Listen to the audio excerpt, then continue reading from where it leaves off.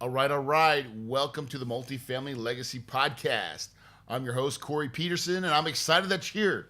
We've got a good show today for you because I want to talk about something that I think everybody struggles with initially when you're thinking about multifamily and you're thinking about transitioning from either wholesale or fix or flip or really trying to level up, or whether you're just starting new in the game and you're ready to do something bigger with cash flow, right? And that's called raising private money. So today's podcast, I'm going to focus on I'm going to try to help move you a little bit and move your thinking to get you to a point where you start believing that you can do this. Because you guys know that I started off with nothing, no money, no credit. Um, I'm that story. So I know how to do this and I can teach you how. And it's not hard, but it does take work. Okay? Anything that in life that you're going to be successful with, it does take work, believe it or not.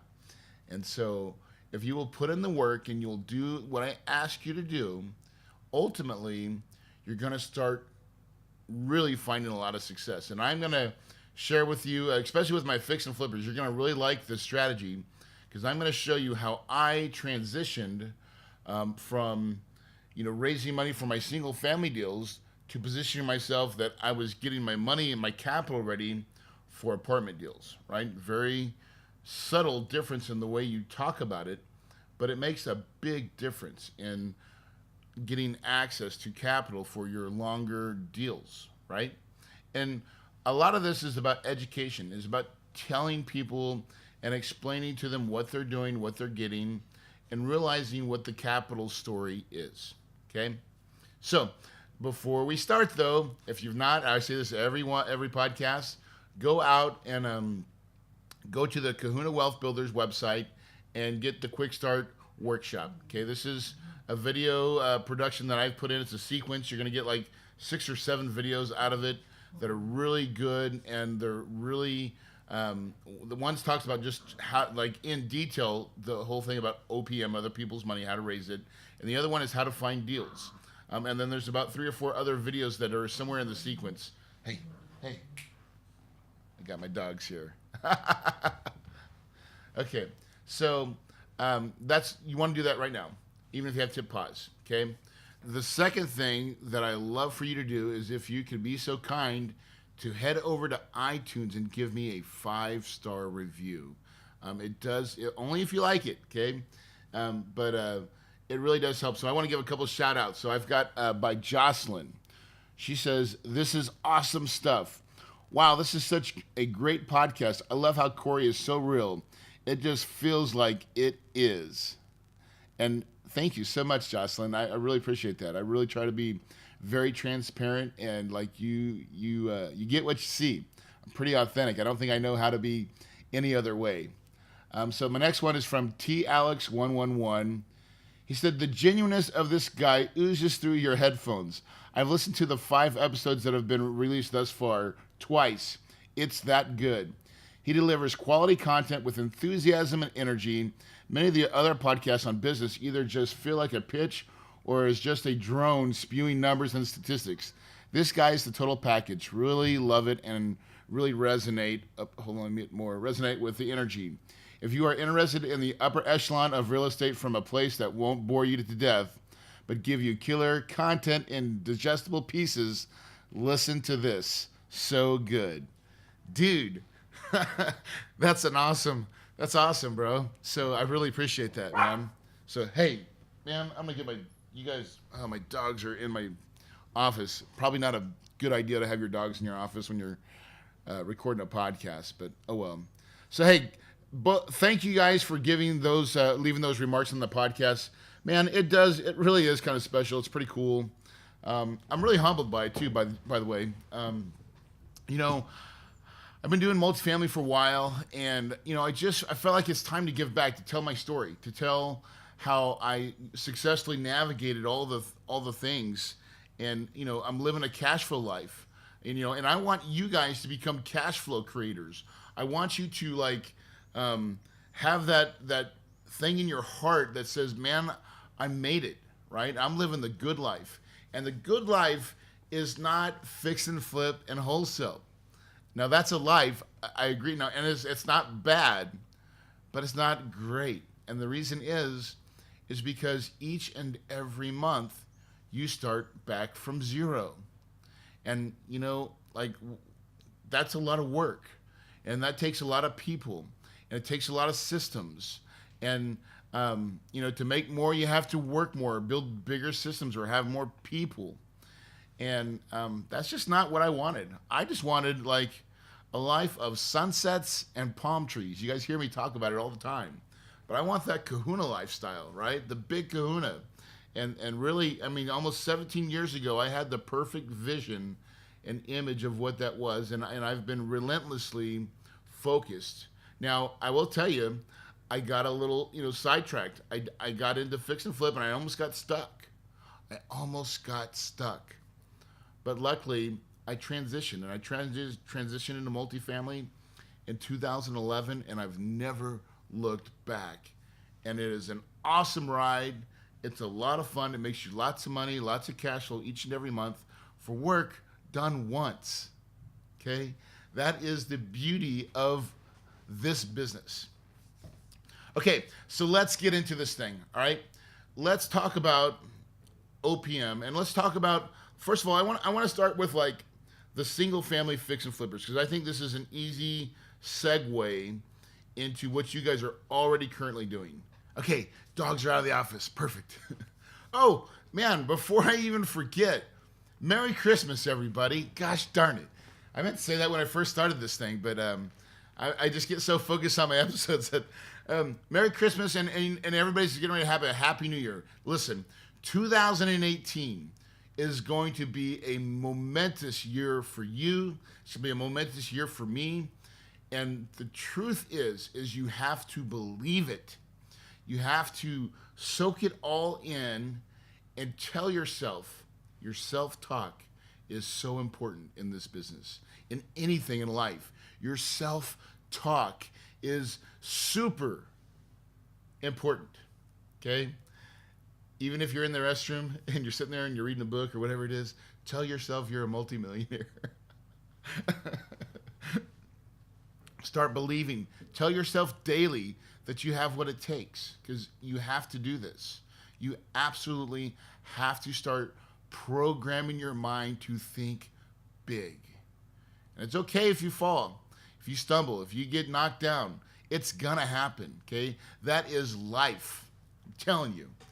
I've got more scrapes and bruises, and luckily I had a wonderful wife that picked me up and brushed me off and then kicked me out the door and said, go get him.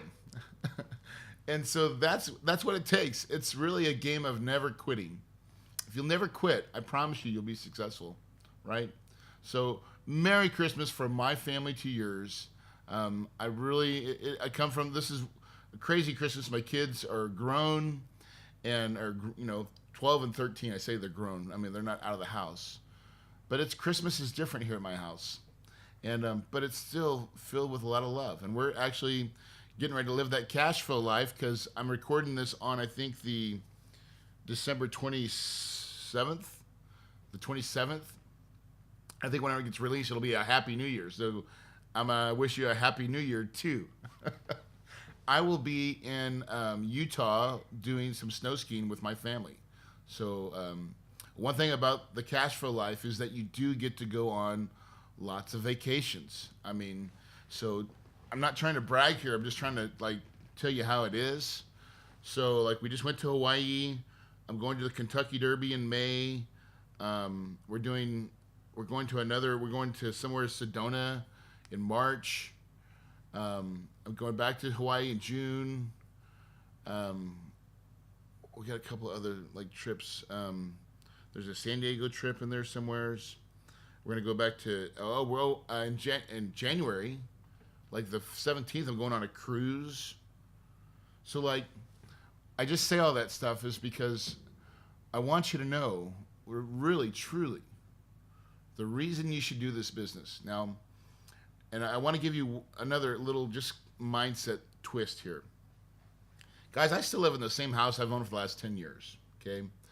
It is not the Taj Mahal, okay? I could afford the Taj Mahal, But like, what's the point? Now there'll probably be a day in a couple more years when I've got a 3-car garage now, and I think once my daughter gets ready to start driving, I'm gonna have to upgrade. Okay, because I need a bigger garage.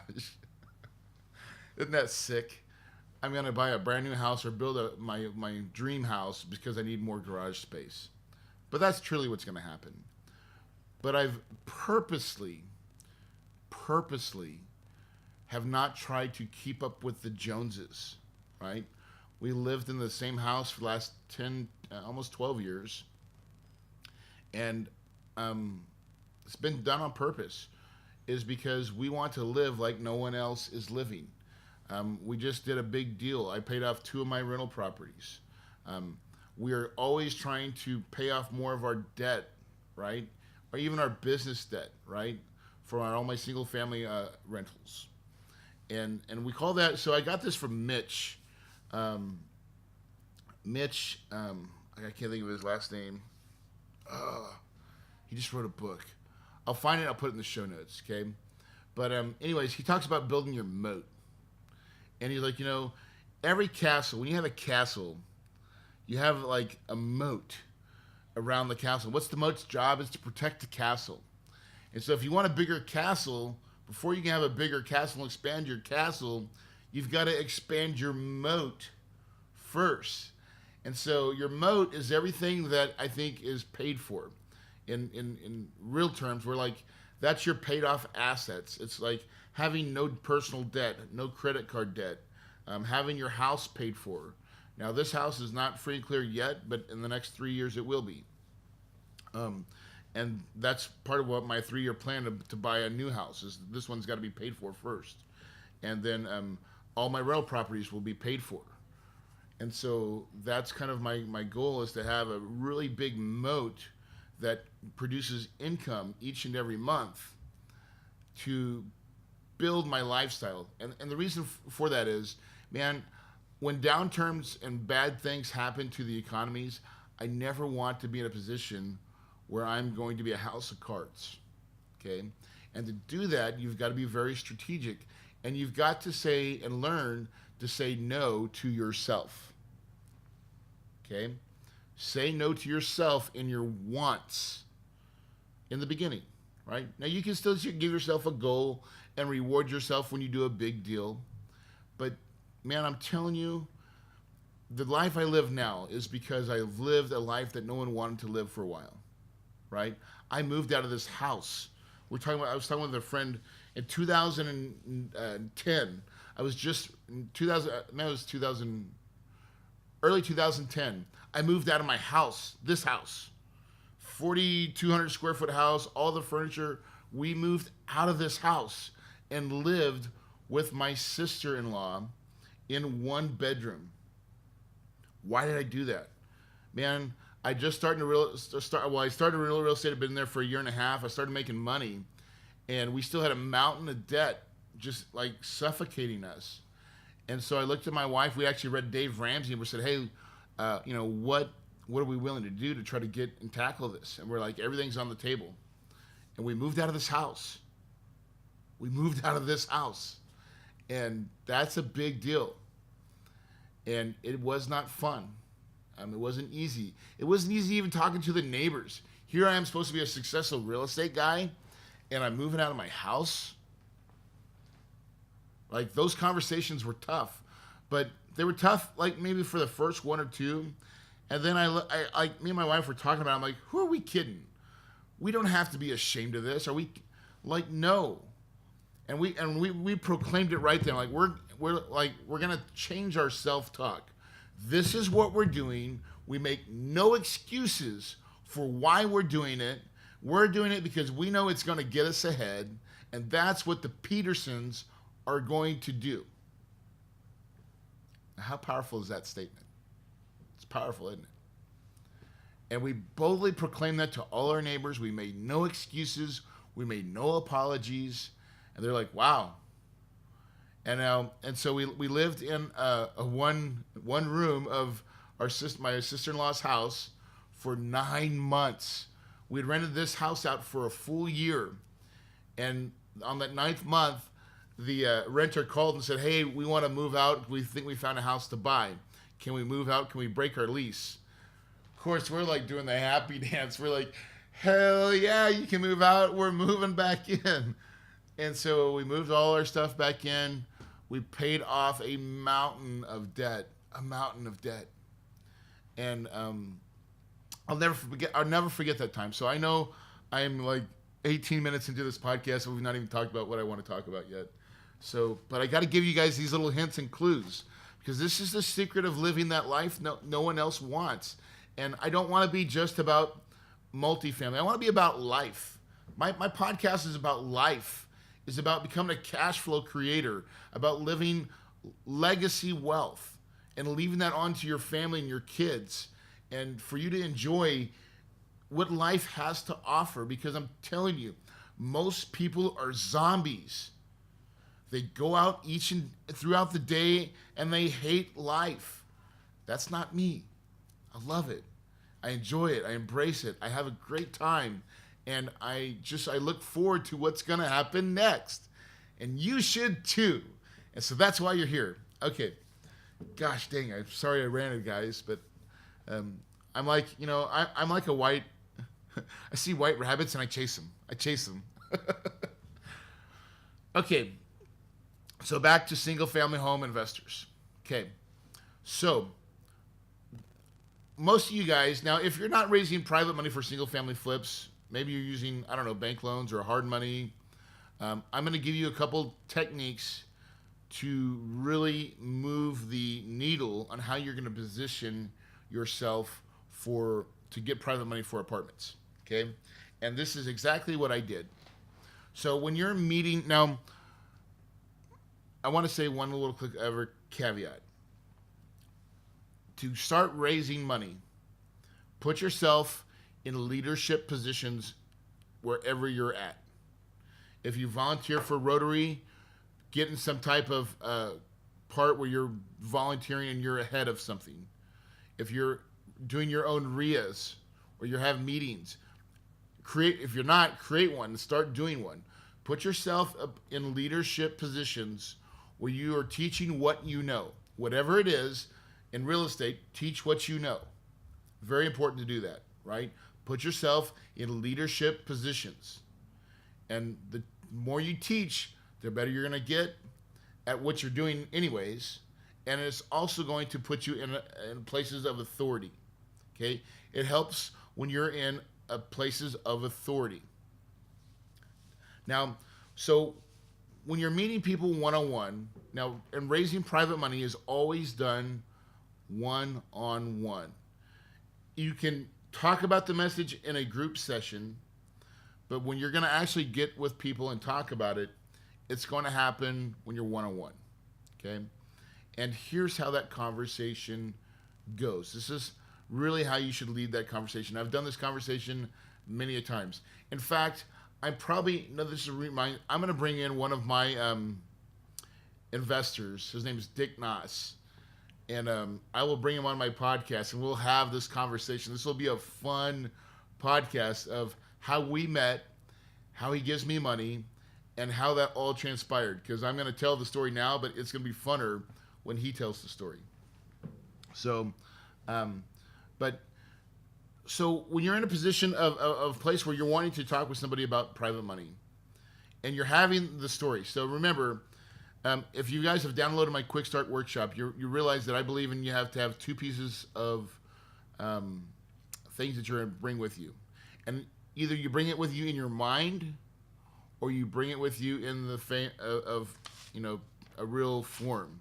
And that's your credibility kit, which talks about what you've done and who you are. And if you've not started or anything like that, then you better borrow somebody else's credibility kit, right? Partner with somebody. Go find someone that help you bring credibility to the game. And then the other thing is you're going to have what I call your private money program. So for single family, that is a private money lending program is really key. Now, we don't use it so much in multifamily. You just want to have your credibility kit, and it'll help tell the story. But if you're doing single families, it's nice to have, like, here's how people give me money, right? here's how you become the bank. And I'll try to leave a link. Actually, I will leave a link in the show notes of where to get. I'll give you one for free, and I'll have to figure out where to do that. So let me write that down in my notes. Give a private money program. See, like, I do these things, and then I'm like, man, I just gave away something for free. I gotta write my notes down. So when you're talking with him, here's how the story goes. So I'm going to use Dick. I'm acting like I'm talking to Dick. Dick, hey, listen, tell me about, I usually you got to start with, tell me about yourself. What's your investment goals? What's your dreams? What are you looking to achieve? And he's going to give me all the feedback, right? And really, you always talk, get them to talk about themselves first. And then once we've kind of gotten that piece out of the way, now it's kind of like, now it's my opportunity to say, okay, well, here's what we do, right? And so what we really do is we start with, we invest in apartments. And this, I'm giving you the story exactly how I would tell it to a new person.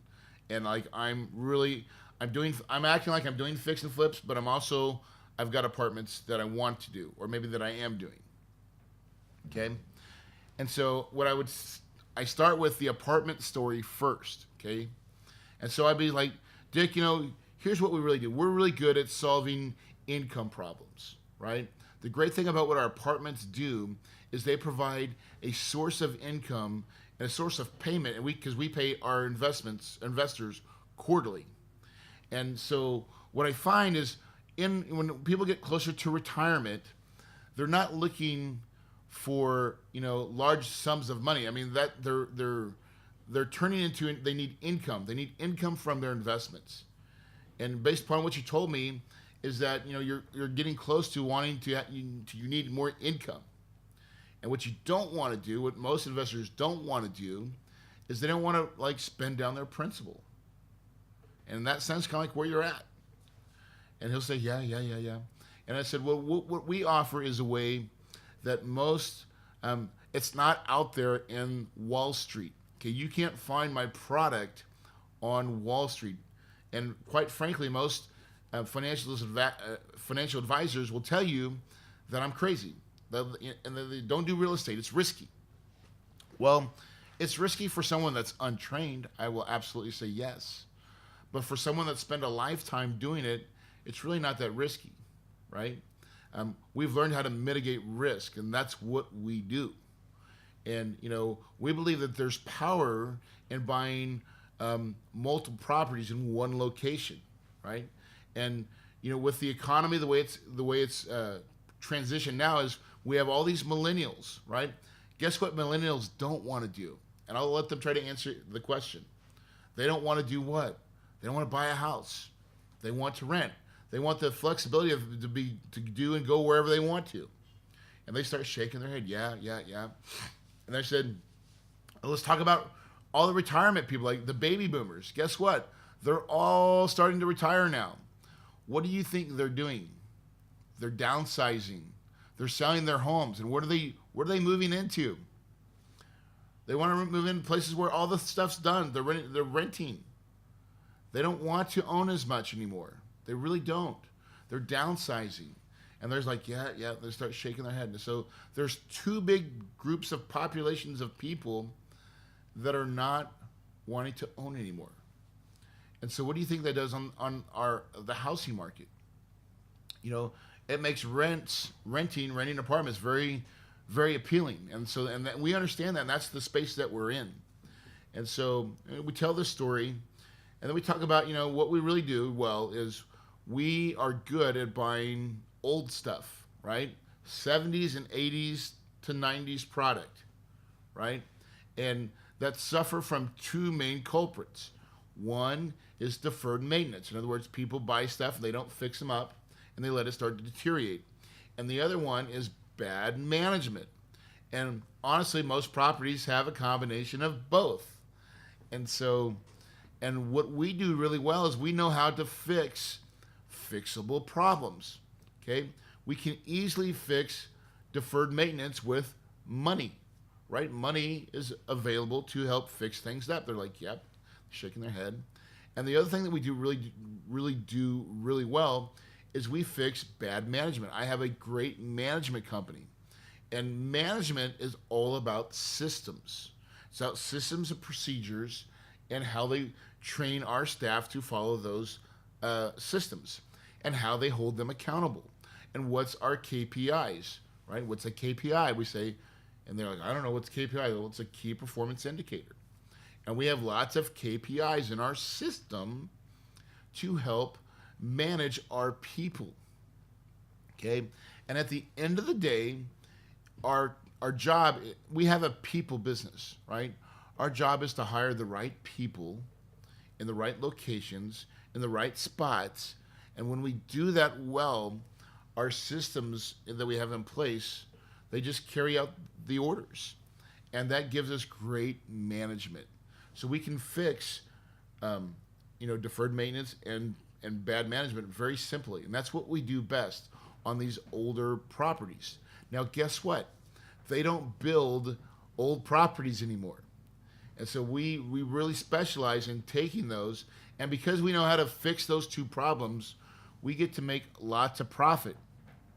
And people understand that. They're like, okay, so we get paid to fix things up. Now, we buy based on cash flow. And so they started to, and why is that important? Well, here's the reason we buy on cash flow is we know when we fix these two things, it's going to produce cash flow.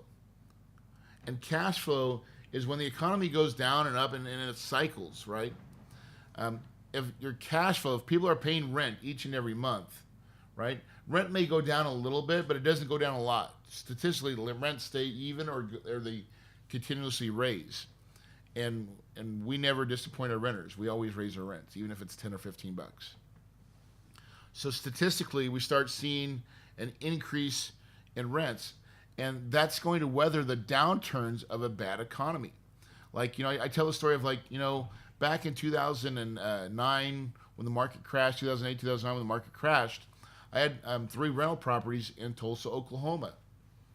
And I still own all those properties in Tulsa, Oklahoma. Why? Because I bought them based on cash flow. My price of the value went down a little bit, but I bought them right. I bought them because they were able to carry my mortgage each and every month with the tenants that I had in them. And so I still own those properties today. I didn't have to foreclose. So that makes a lot of sense to a lot of people. So you start telling that story, and that's really the money story, okay? Now, the transition is this. Now, so here we're going to move the transition. So that's what almost all my investors do, is they want to do that. So here's the thing. Most of these investments are a 5-year commitment. And, this is the first time we're meeting, and sometimes that's like a real large step for people to make, is to go from, I don't know you, to I'm going to give you my money and you're going to have it for 5 years. But the truth is, when most people initially approach me, and they start doing they do single family. So we do single family flips too, right? And most of these people are already going to know that's what you do. And they're probably thinking you're going in there talking about single families, right? But you're going to sell them on the cash flow story, okay? And you say the reason most people want, what I found, and let me finish this, my sales pitch here. What I found is that most people, what they're really looking for is consistency. It's that consistency and pay that I think most people dream about, right? Most people do not have the wherewithal to ride out the highs and lows of this crazy stock market. And they are willing to take a little bit less for consistency, right? And especially over a long period of time. And the great thing about our properties is the way we pay 2 ways in our multifamily properties. The first way we pay is we pay based on cash flow. Okay, each and every month, our renters, they pay rent, right? We take all that money, we pay all our bills, and we have money left over. And then every quarter, we look at all the profits and we pay you. We normally give our investors a preferred rate of return. Okay. Now, I'm not going to give out rates usually when I'm first talking with somebody. Okay. I'm just going to say we pay a preferred rate of return. And so because I don't have a deal yet, I'm showing them, and all deals are different, right? But I just want to talk about a preferred rate of return. And then, so that's, and we pay every quarter. And most investments never pay quarterly. So this is like that mailbox money. That money that you can get each and every quarter that you can use to structure how you're living, right? Or for rich people, so you can get out of your job. The more cash flow you have is when you have enough cash flow to replace your income, you get to leave your job, right? That's the story. And eventually, after that 5 years, we're going to have a sale. And when we sell that property, we're going to have another big chunk of money. And that's going to be another piece. And so that makes a lot of sense to people. They're like, oh, okay. And so the cool thing about apartments, and unlike single families, now I just transitioned to single families, is with single families, it's all based on each and every deal. And you give me your money, and then I do a deal, then I got to give it back to you, then you got to give it back to me, and then I give it back to you, and you give it back to me, and we got to keep doing all this dance. And I mean, it's kind of like a lot of work. And what I find is most people, they just want to set it and I usually just say set it and they'll say the next part is forget it. And I go, is that something like, you still want to watch and know what's going on, but you just don't want to be hassled by it each and every month and each and every quarter. Does that sound like you? They're like, yeah, that sounds like me. Notice how when I say, does that sound like you? That's called a buy-in. I'm trying to get a buy-in for them, right? The more I get these people saying and shaking their head, yes, this is how we're cultivating the story, right? I've purposely not left in I call it my Susie Q story, and my doctor income story, Susie income story, doctor income story. You got to go to my Quick Start workshop and get my series, and you'll be able to hear those stories, because I tell those stories in this piece. Okay, so now we're gonna go for the full turn. Okay, and this is really important for single family fix and flip guys. So I told the story, got them all talked about. Like I talked about nothing but multifamily, and then I say, well, but, and then I go, but I don't know you, and you don't really know me. And I'm not sure if we're ready for a long-term relationship. And when I say that, people start laughing. I'm like, we've barely even started to date, and here I am asking you for a 5-year commitment. I don't want to get married yet. You may not want to get married to me, and I may not want to get married to you. And so I pull it away. I say, here's what a lot of investors do with me. And I think it makes the most sense. Is that let's do a single family fix and flip deal. Let me do something that's a little bit easier in a way. I can give you some security. Like we can give you a note, deed of trust, collateralize your money, and like do something for 90 days or 90 to 120 days. And each a fix and flip is usually between 90 to 6 months, 90 days to 6 months. And let's see if we can do a deal together. And I want you to see how I operate. I want you to see how you can give me your money, and then I'm going to give it back to you later with interest. And that's probably the best way for us to start the relationship and go from there, because I think the real transition is you really want to be in the multifamily stuff, but I don't know you well enough yet to even put you there, right? Those are for my best clients, my select clients that I like working with, because it's a long-term commitment from each other, and we got to make sure that and so let's do a single family fix and flip first, and see if we can enjoy that relationship. And so when I do that, now I still I'm gonna follow up with them on my multifamily side. I'm gonna give them my dashboards. I'm gonna give them my full accounting, the things that I talk about in my other videos, and really overwhelmed with why multifamily is the right place. But dude, this is magic. This is how you can easily unlock all your current private money. So, like, even with all your current private money lenders, that's the story you have. You say, so that's how you tell it for new investors. For the old investors, right? For investors that have been giving you money for fix and flip, this is how I would tell the story right now and today, like today. Man, the market is super hot. It is getting a lot harder to find deals to fix and flip. And so we're going to start transitioning. We're going to start transitioning into cash flow. And we're going to do it through apartments. Right? And then you just go back and tell all the features and benefits of why apartments. And here's why. Because, you keep on giving me your money. Now, here's the thing. If you're paying too much in money, you're going to give them a, reality check. The market is tough. I'm going to lower my cost of capital. And you're going to lower it. You're going to lower it right away. God, there's somebody in a Harley coming around my corner. You're going to lower your cost of capital. You're going to start giving them, anytime the market goes up or the market's really good or there's things like, I don't know, use Bitcoin.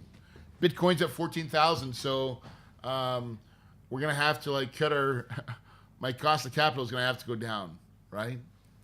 Or something. I mean, you can lower your cost of capital a lot easier than you think. It really is a lot easier than you think. And get that done, okay?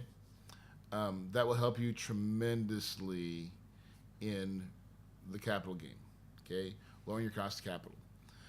And so sometimes you have to transition your investors from, if they're getting a high piece of capital and you're going to transition over to a multifamilies and you're trying to lower your cost of capital, which you should, you've got to sell them on the consistency. Because with fix and flip, sometimes I give you your money back and I'm not going to work it for another 30 days. Or I'm going to try to always work it, but sometimes it just doesn't happen. And so you miss income. And so they think they're getting a high rate of return, but if they're averaging out, they're probably getting the same return as you'd give them consistently with apartments. There you go. Right? All right, I'm coming on 41 minutes. So I am going to... hopefully this has been really good. So all I can tell you is this, man, I raised millions and millions of dollars transitioning all my fix and flip investors from single family money to, I said, guys, here's the promised land. It's called multifamilies. This is where we're going. I started talking to them. I started educating them on why. I showed them the path. They already knew and trusted me. So if you already have investors, they already know and trust you. Know this, right? Just tell them that this is where you're going to go. And they'll follow you. And they'll follow you because they know, like, and trust you. That's the money game is all about trust. It really is. When you achieve that, people will give you referrals. They'll raise all the money for you. I mean, it is a beautiful thing, okay? So that's 2 good tips on how to, with new people and with your current money that you have in single family fix and flips. If you'll use that technique, you will start getting and unlocking lots and lots of private money. Guys, hey, I appreciate you. You know, this is a long one, 42 minutes of sticking with me and hanging out with me and listening to this podcast. Guys, if you've not done so, man, help me out. I love it when I get those iTunes reviews, man. I just like reading them. I want to know that you guys enjoy what I'm saying, that it's not just falling on deaf ears. I keep seeing my podcast grow and grow and grow. I keep getting more and more and more downloads, so I know the message is going out. Share it with others. Go out there and tell the world about what you discovered, because I think I'm unique in what I do, that I have a very simple way of taking something, what I think is probably complicated, but I have a way to, I think, make it a little bit simpler. And guys, I want nothing but the best from you. I want nothing but to see like people get excited and start dreaming and living and learning and saying to themselves that they probably can do it. And then to say that I can, and then saying I will.